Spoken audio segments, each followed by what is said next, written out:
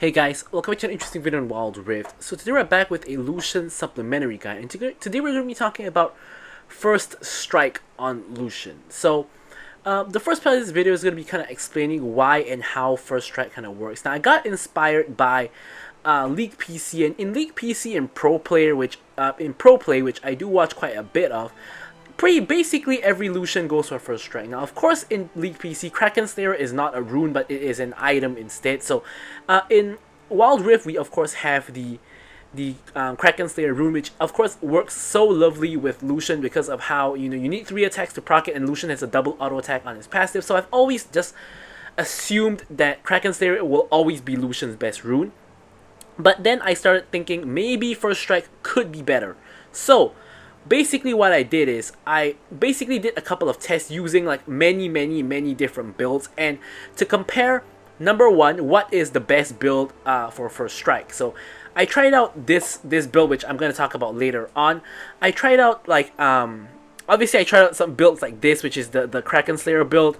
I tried out Dust Blade builds. I tried out basically a lot of different kinds of builds. So eventually my conclusion was there's basically only 2 best builds with first strike, which is this build that I'm going to show you guys, and also a build that involves going for Bloodthirster as your first item into like a Magnetic Blaster, into like IE, as well as the Maul Reminder. That's probably like the other quote-unquote best build.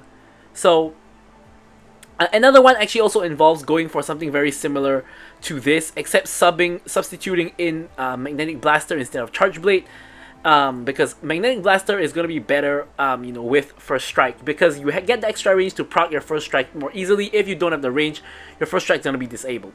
So I'm going to put a very quick screenshot here of all the research I did. Now this is basically just to show you guys that I actually did test out all of the builds, and I basically you guys probably are not gonna understand it, and you're not supposed to understand what is written in this note. It's just to show you that I really did try out a lot of different builds. But basically I tried out Lucian with a basic combo, which is E double auto into Q as my first test.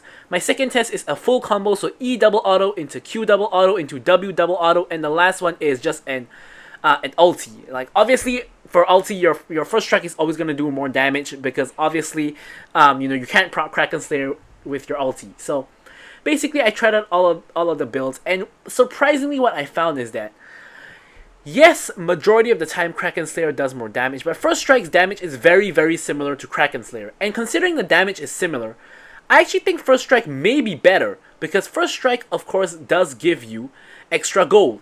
So overall what I found is if you do like short combos, first strike's damage is a lot closer to Kraken Slayer, but if you do longer combos, of course Kraken Slayer is going to be doing more damage than first strike by a lot more, not a lot, but a little bit more, simply because of course you get more Kraken Slayer procs in if you do longer combos. Now the next thing I found is basically in laning phase, Kraken Slayer is much better. Like in lane, proccing your Kraken Slayer like once or twice in a fight is gonna deal a lot more damage than just proccing your first strike at the start of a fight. So in laning phase, Kraken Slayer is way better. But in mid and late game, first strike is actually a lot better, because in mid and late game, normally you want to kill someone quickly, you want to burst them down. So basically going for first strike in mid and late game is actually better than going for Conquer in mid and late game. So overall, I'm not quite sure yet, but I think that it's possible that first strike is actually better than Kraken Slayer. Now I'm going to be trying first strike with this build and going for of course my Magnetic Blaster instead of my Charge Blade, and I will basically make another video to kind of see to basically definitively say which rune is better. But for now I think it's actually relatively even. I suggest you guys try out first strike for yourself and be the judge for yourself. But with all that first strike discussion out of the way, let's actually now start talking about the build. So the build is relatively straightforward. Basically the goal of this build is you want to get cheap items. So I say cheap, but Storm Razor and Magnetic Blaster are a lot cheaper than items like Bloodthirster, like Triforce, or like items like that. So basically you start off with some cheap items, because as I said, you want to get to the mid game as fast as possible, because Lucian in the early game does better with Kraken Slayer. So I want to get 2 cheap items to get to like my mid game. I wouldn't even call it a power spike, but it's kind of a pseudo power spike, because Lucian doesn't really spike in the mid game. So you want to get those two items. So first up, you start off with the Gluttonous Greaves, of course, for the AD as well as the Omnivamp. Then, of course, you go for Storm Razor. Not of course, but you go for Storm Razor.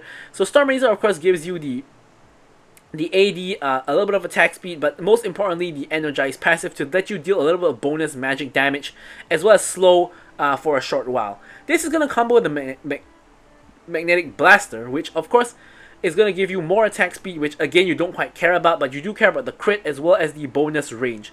So don't forget that this bonus range, of course, procs the Static Shift passive, also deals the bonus magic damage, and of course also stacks with Storm Razor. So when you get these two items, in your first auto attack, if you auto attack, it's going to proc both Storm Razor and Magnetic Blaster. It's going to do a huge burst of damage, which is going to give you a lot more first strike damage, and also, of course, just help you just burst someone down, essentially.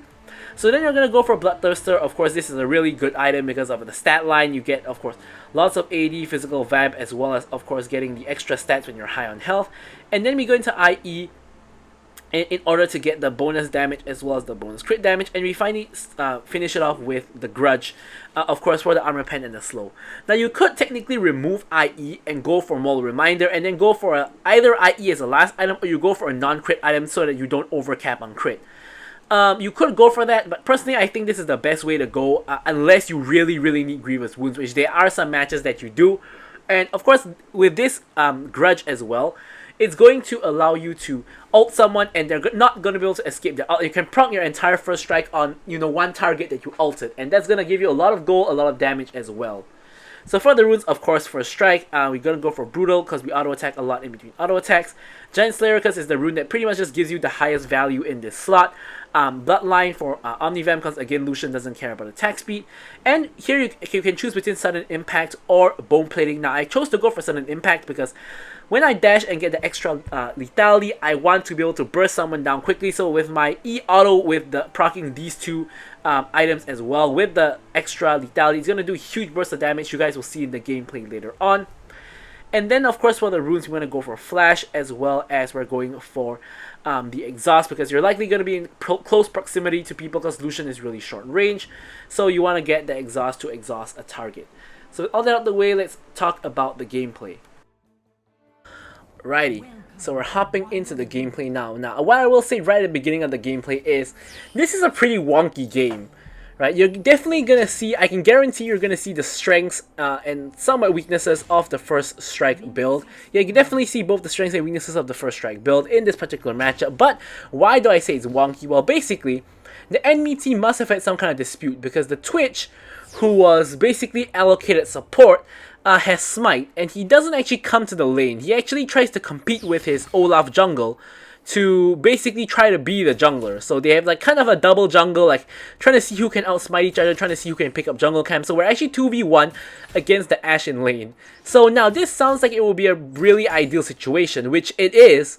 However, we start realizing the major problem here. Basically, Lucian has no range. So I cannot abuse the Ashe at all. The only thing I can really do here is, because she can't really contest the wave alone, and the only thing I can really do is push. So of course, I can make her CS under tower, which is going to make it a lot more difficult for her. We can deny her the fruit, for example.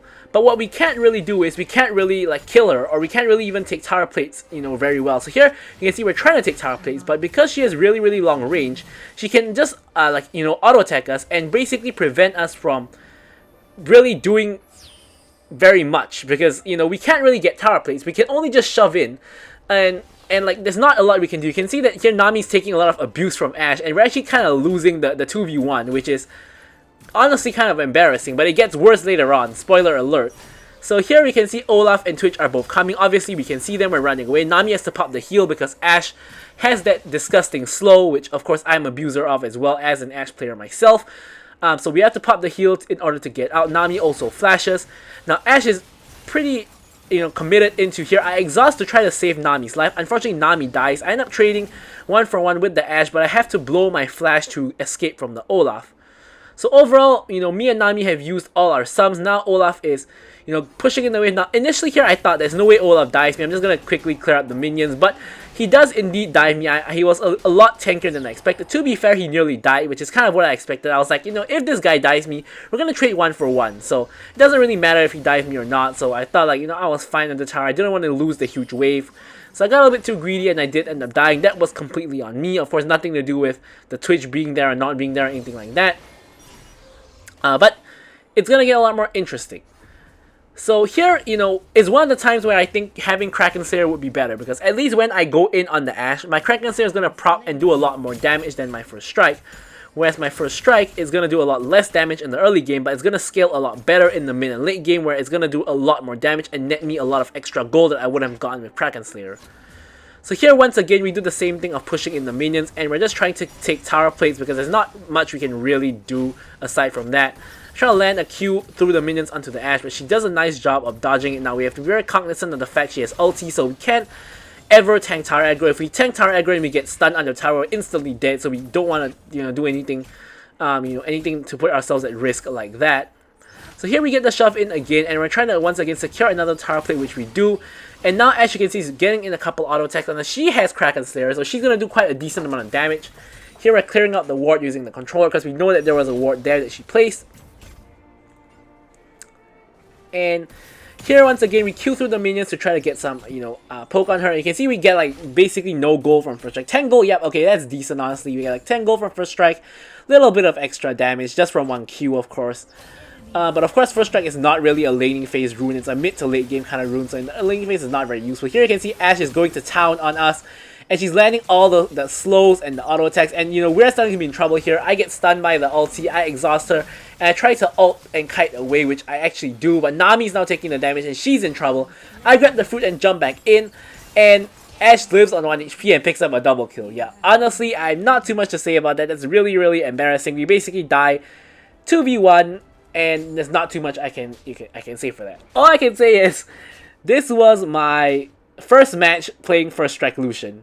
And I could not estimate my own damage because I've been playing Kraken Slayer Lucian for months and months, maybe even over a year now. Ever since Kraken Slayer was a rune, Lucian has been taking it, so I expected to do way more damage than what I did there because I have First Strike now and I don't have Kraken Slayer anymore. So I did so much less damage than what I thought, and I ended up just dying to the Ashe. So I guess one of the cons of First Strike is the fact that if you're so used to playing Kraken, you're just not used to First Strike. So thankfully though, we do get a counter kill onto the Olaf, who gets collapsed on by Hecarim, but Hecarim dies to the tower, so it's actually just a 1-for-1 trade. Twitch though gets caught out, he dies, and Ashe is back in. Here Ashe gets a kill and another kill onto Nami, and I'm trying to trade onto her, and I have no choice but to pop the ulti because I've run out of spells, and I'm able to get the shutdown onto the Ashe. So overall, not too bad. I do get, you know, 2 kills in this entire extended fight, so I am kind of back in the game.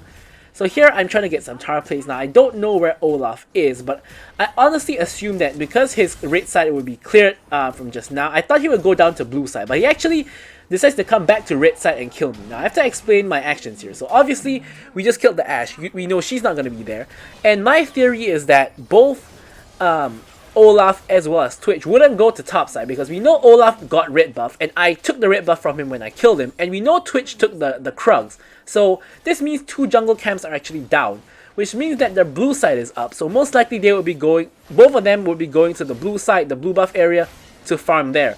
But instead Olaf decides to come over and kill me because I was super overextended, and the only reason I was super overextended was because I didn't think that they would be there, just based on what's available to farm on the map. But of course, the best farm you can get is farming the enemy champion, which I became the victim of. So now at this point, I have my first item completed together with my boot. So I am sort of getting there.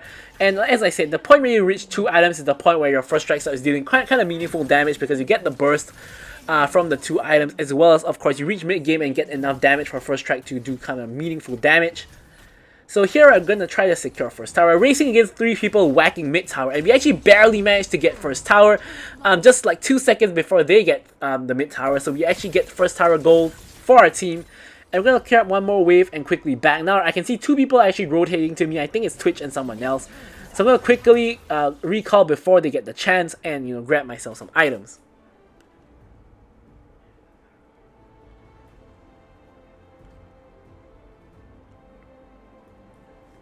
Right, so now with top tower gone and pushed in, we're actually heading to mid, but the issue is, you know, there's not much to do at mid. Now I see the Herald pop and Olaf is cutting off my path to top, so I'm actually going to go mid to finish off the mid tower, which is not going to die to the Herald. So here we get the last couple of autos and we finish off the tower, we get some of the plates as well. And here we can actually get a second charge on the Herald. Excuse me. So we are gonna secure the second charge, and Ashe comes with the arrow, but I dash aside. Nami actually body blocks it. Ashe is now really low. I try to cull her down, but I miss, so I'm gonna just cancel and auto her instead. Now I'm flashing out to safety because now there are 3 enemies and too many for us to handle. Nami is running and so am I. Olaf can't land his axes on us, so we are kind of safe in that respect.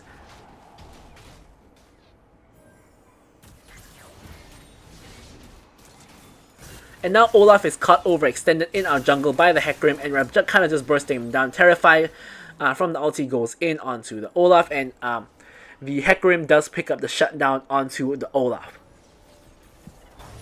So it's a pretty competitive game so far. I can see enemy team is slightly ahead in terms of gold by about 1,000. But now we've actually hit our 2 item power spike. So now you can probably, hopefully, you can see, you know, the burst damage we can do with the energized passive. So here we're gonna see it onto the Pantheon. Boom, half his health is gone. He props the shield. I'm gonna finish him off. Kayle now coming in with the ulti, waiting for the invulnerability to expire, and I'm just gonna dash in and burst her down as well. So 2 quick kills going down onto the Kayle and the Pantheon. Definitely a step in the correct direction for us. And Aurelion Sol doing the red buff for some reason. He is 2, 3, and 2. He's 3k gold behind me, and for some reason he's trying to farm the red buff. So Hecarim is of course going to be able to get that buff. In the meanwhile, we're in a 1v1 against Twitch. We actually nearly kill him. If we hit the culling a little bit better, we definitely would have actually gotten the kill there. But Aurelion Sol steals the red buff share, so we don't get the red buff, which is pretty unfortunate considering Hecarim, not Hecarim. Aurelion Sol is kind of like the, you know, it has like basically the second least goal in the game, other than Nami. And here Olaf again is overextended, so we're gonna again punish the Olaf. And he also only has a Rylai, so he doesn't even do damage, which is pretty sad for us. Anyways, I didn't really mention about the enchantment in the build, but of course it's normally Stasis or Quicksilver, but this match I decided to test Proto Belt because it was a very cheap option and it gave me extra mobility. So I just decided to try out the Proto Belt here. Hecarim gets run down and Nami is sort of with him. I tried to help out by exhausting the Pantheon to hopefully allow them to survive, but unfortunately they simply can't. They do just get bursted down, so not too much I can do. So now you know, we actually have the most gold in the game. We have 9k gold, actually the most gold in the game. So we really need to make something happen with our you know, first strike. We can easily burst somebody down and, you know, just quickly finish them off. And that's what we're looking to do. Now, of course, the easiest target to do this to is the Twitch, because he has basically no defenses. Now, after that, it's probably someone like the Kayle who only has ult to defend herself. Ashe is honestly a little bit difficult because she can slow us when she sees us approaching. And then, of course, Olaf is a little bit tanky, and Pantheon has that shield, which makes it very hard to burst him down. So, somehow we actually run in and get the blue buff, which is really useful because Lucian does use mana quite quickly. So here I kind of looking for an opportunity. We're going to go down and burst the Olaf. We ult down the Twitch. And we're going to flash away because Pantheon is in melee range of us and we don't really want that. So here I'm trying to burst down the Pantheon, and we actually do barely not get the kill, and instead Fizz picks up the kill as we die. And Fizz is now dying to the Twitch, which is not too good. And Kayle is now getting the kill on Aurelion. So, and Kayle is now 6, 3, and 1, and she's now very fed. And she has like only slightly less gold than me. Like I don't know where she was, like 1 and 2 or like 1 and 3 just now. She's now 6 and 3. So I have no idea what's going on here. She suddenly got really fed of just killing my team, I suppose. And yeah, now she's a problem as well. So yeah, it's a really tough game, as you guys can see. We're trying our best to carry, but the enemy team has a 5k gold lead. Like my Fizz is feeding, my A Soul is feeding. And yeah, I'm doing very well, of course. Nami is dying a lot, but of course she's helping me quite a bit, so can't really complain too much about it. Hecarim goes in onto the Kayle. I'm jumping in for the shutdown onto the Kayle, and we're getting the culling onto the Twitch. Twitch actually runs downward, and instead of chasing Twitch, we decide to go onto the easy kill, which is Pantheon, and secure the dragon for the objective bounty. Meanwhile, Ashe is actually counter jungling our red buff, and Olaf is actually pushing in, so they're trying to make a cross map play happen. But we're not going to lose too much. We do lose a little bit of jungle camps. We're not going to lose our inhibitor or anything like that because we can just recall and take care of the problem. Huge wave stacked up. I'm going to secure all of them, the last hits. Olaf again overextended. We do get the kill on him, but he does trade onto the Aurelion. Good trade in my opinion. Trading Olaf for Aurelion is a really good trade considering Olaf is actually doing well, whereas Aurelion is not. The Hecarim goes down to the Ashe, and Fizz is now on the chase for the Ashe with the help of Nami, with the bubble there. Fizz is able to pick up the kill onto the Ashe. So now, I'm trying to secure this tier 1 tower to get the objective bounty. So the only thing we really need to be scared of is probably Pantheon just ulting on top of us. Other than that, not too much to be afraid of. Speaking of the devil, here is Pantheon. He does go on us. We exhaust him, and we're going to dash to the other side of his shield, and we're going to finish him off, and then we can pick up the kill. Twitch is now here as well, but we don't need to really do anything anymore. We can just be happy with the tower that we got and the objective bounty that we got and make our way home. Now we actually got enough gold out of all of these towers and objective bounties from the dragon as well, that we actually are now only 2k gold behind the enemy team, and we don't actually have objective bounties anymore. So here once again the Olaf just going ham in our jungle. Like, you know, he is pretty, I wouldn't even say fed, he is doing pretty well, I guess you could say, comparative to the map. Like, he's doing better than most people on my team, I suppose, but he is, yeah, a little bit too ham in a lot of these scenarios, and he's kind of throwing his team's lead because he's just getting picked off non-stop. This is like about the 4th time he's overextended. Now, with the range from the Magnetic Blaster, we can actually kill the ward over the wall, which is pretty nice. And now we can just go ahead and clear out these minions. My whole team is now on Baron side.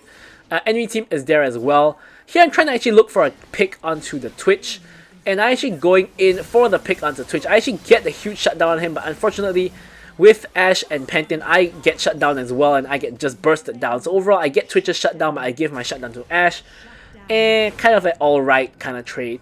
Like, the Twitch shutdown was pretty huge, but you know, Ashe did get a 400 gold shutdown from me as well, so that's not very ideal.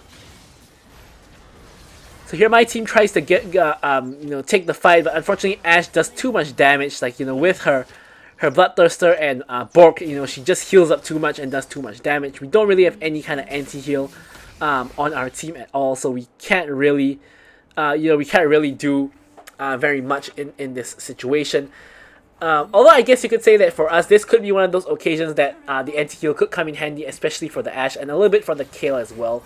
But as you can see, we now have the 4 crit items completed, and we don't have Maul Reminder in our build, so we don't actually have the anti-heal. Kind of need to rely on our team a little bit for that, which of course is not really the best, but you know, it is how it is. You know, I mean, the match is already played. Maybe that could be something we could improve on, you know, if we find ourselves in similar situations in the future. But here we're once again hovering around the Baron area to ensure that, you know, we are in prime position to take the Baron if, you know, if we can. So here I'm getting the push in the bot lane. My team's getting the push in the mid lane, which is of course really good.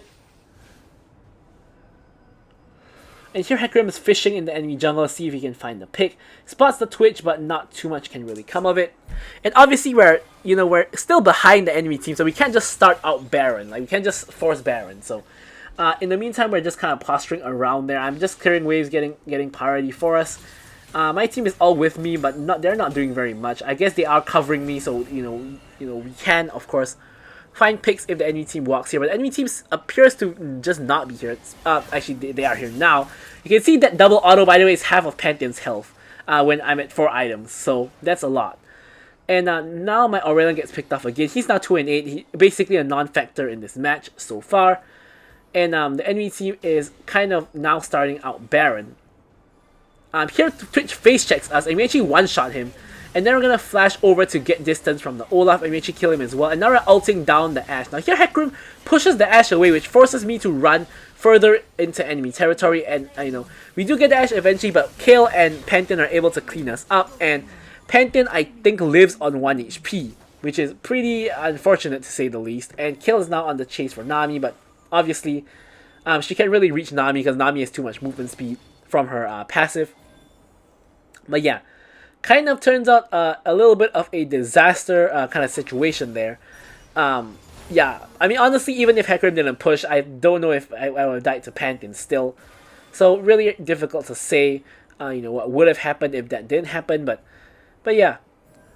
So here we're almost full build now. We just need a little bit more to complete our Seraldas and we'll be, you know, at full build. Aurelion Sol taking the blue buff. He is a mage, but honestly he is kind of the most useless person on our team right now. Even Fizz is more useful than him because he can at least assassinate one of the squishy targets on the enemy team, or like force a kill, or like a Zonyas or something like that. The enemy team is actually taking Dragon, and you know, Hecarim and Fizz are on the wrong side of the map. So initially I was trying to go contest, but I realized that we're not going to be in time. So Hecarim actually calls to try to trade Dragon for Baron. And so we're actually headed over there. But the issue is the enemy team has already taken the Dragon, and they can see me attacking this ward here, so they know we're near Baron. So here I'm getting my shot over the wall, and now I'm just trying to DPS the Baron, but enemy team is rotating. It's too risky, so instead we're just going to go ahead and grab this red buff. Hecarim could come, but he's busy dealing the wave. Fizz is going in, not Fizz. Twitch is going in on the A-Soul. A-Soul has to pop the stasis, but because of that, Twitch is actually super overextended and A-Soul survives. So Twitch is now caught high and dry with Elder Dragon up and available. Twitch goes down, and the rest of his team is compensating by going in. Olaf again just running straight at my face. I'm just gonna burst him down, dashing forward, exhaust the Ashe, and finish her off as well. Now Pantheon is and Kill are the only ones left alive. We one-shot the Pantheon for the triple kill, and Kill is the only one alive. We have no idea where she is. Now we can see her on the bot lane. So now I realize there's an issue because Kill can go for the end because we do the Elder Dragon too slow. So I'm gonna have to back to stop her because A-Soul and Hecarim is not backing. So here Kill actually still has ulti, which I didn't actually know in the game. I thought that she had ulti, but she didn't use it. So I thought she didn't. So you can see I basically just one-shot her.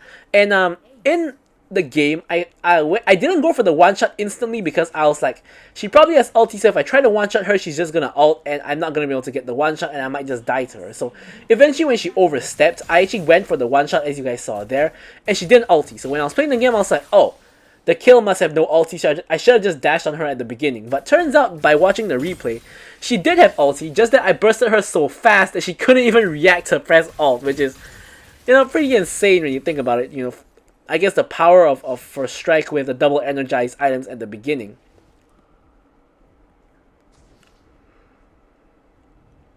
So here again, I'm control warding Baron. I'm calling for Baron because Kill is dead and Kill is their most fed member. Olaf is on the wrong side of the map. So at best, it's gonna be Fizz. Not Fizz. Why do I keep saying Fizz? Fizz is on my team. Ashe, Twitch, and Pantheon at best to contest us, but they are not coming. And here I'm full build, I'm full health, full mana, so no reason for me to back. I can let my team reset. In the meantime, I'm just going to pick up some waves. I don't really need the goal anymore, but what I do want is I want to get the minion wave pushing so we can maybe get some towers off of the Baron buff or something like that. We have both Baron and Elder now, so the enemy team should not be able to fight us. We should be able to just force down a lane now. The issue is my team is not really coordinated. The Hecarim and Aurelion Sol are just farming blue buff, which is a waste of Baron buff. We should just be pushing down a lane right now. So, I guess we're going to commit to mid. We can see Kill at the bot side. We're just going to commit to pushing down mid as a 5-man stack and forcing the enemy to either fight us when we have Elder or to just lose their towers in their base to Baron. So Elder is only like 30 seconds left, but this 30 seconds is enough for us to like pretty much end the game if the enemy team doesn't do anything. So the enemy team is forced to fight us. Kill goes in with the ulti, and she pops the stasis. I'm trying to wait for her to come out, and I burst her down. Here, I'm going for Twitch next, proto up forward, finish him off with an auto and the Elder Dragon. Olaf is now trying to go for a like kind of backdoor play. A-Soul is now backing, and I have a choice either to back or push. Now, initially I was like, let me push and end, but I then thought, wait a minute, this A-Soul sucks. He can't defend against Olaf, but Olaf, in my opinion, makes a mistake by not committing to the end, and he tries to back A-Soul just as to stop him, which he does, and I'm able to actually finish off the game for my team. Alright, so anyways, with all that out of the way, hopefully you guys enjoyed me explaining First Strike Lucian and how it works and the gameplay as well. Thank you guys so much for watching the video, and goodbye.